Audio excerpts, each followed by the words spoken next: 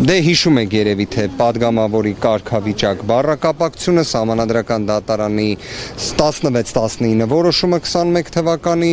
այդ ամենը ինչքան ներկայացրել էինք ձեզ դրա կրկնապատիկը ներկայացրել էինք Կենտրոնական ընտրական հանձնաժողովում նիստի ընթացքում դատախազության կողմից բովանդակային հակափաստարկում չէր ներկայացվել Կենտրոնական ընտրական հանձնաժողովը վերադարձրել է նշված միջնորդությունը այսինքն խափաման միջոցի հարց կալանքի կամ տնային կալանքի Նարեկ Կարապետյանի դեպքում տեղի չի ունենալու։ Ուզում եմ բոլոր դեպքերում արձանագրել, որ նախորդող որոշումն էլ մեր գնահատմամբ եւս պետք է վերադարձվեր, որովհետեւ դրա մեխանիզմը չկար, ինչևէ։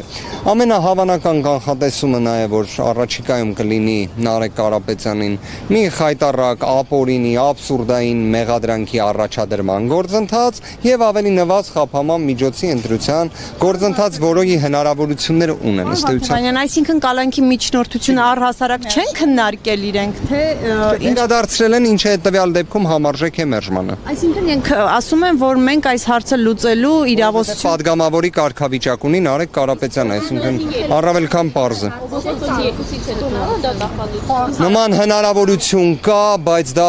գիտեք, ամեն մի անգամ մենք զարմանում ենք, որ ասում ենք ինչ որ մի նոր ողջամիտ սահմաններից դուրս մի բան տեղի ունեցավ եւ այլն, բայց այդ մի հնարավորությունը բացառում եմ այս դեպքում։ Միաձայն մերժեց։ Նու վերադարձնելու որոշումը միաձայն կայացեց։ Բայց երեք պարոն Հովակիմյանը ասում էր, որ դա իրենց տիրույթում է, այսօր այդ որոշմանը կողմ քվեարկելը ինչպես կմեկնաբանեք։ Ես առնվազն մի բան կասեմ, այն ինչը եկեք հղում կատարեմ իմ կողմից ներկայացված հանգամանքներին 2021 թվականի սեպտեմբեր ամսից, օգոստոս ամսից ես խոսում էի նրա մասին, որ падգամավորի վկայական ստացած անձին չի կարելի կալանավորել, իսկ կալանավորելու դեպքում պետք է ազատ արձակել, իսկ ցանկության դեպքում միայն արժե համաձայնության։ Հիմա այդ նույն նախադասությունը ասում են 2026 թվականի հուլիսի 21-ից, ճիշտ է։ Հղում էի անում Սահմանադրական դատարանի 16-19 որոշմանը, որտեղ սևը սպիտակին գրված է, падգամավորի կարգավիճակ ձեռք բերեց, չես կարող ազատազրկել, ով ուզում ես կամ ինչ ցանկություն ուզում ես ունեցողը եղիր։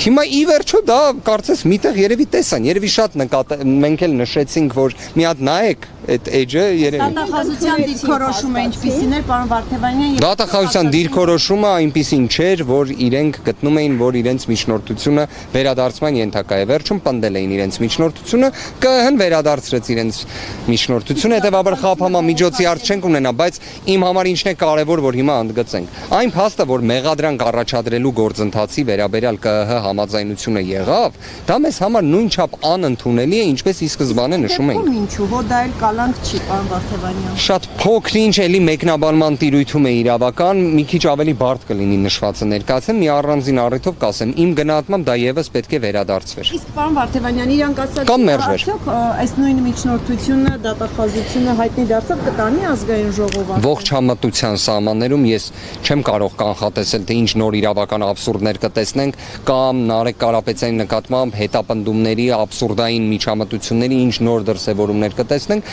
պարզապես կարող եմ ասել իրավական տեսանկյունից դրա ողջամիտ իրավունքի պայմաններում հնարավոր չի դա անել։ Շնորհակալ եմ։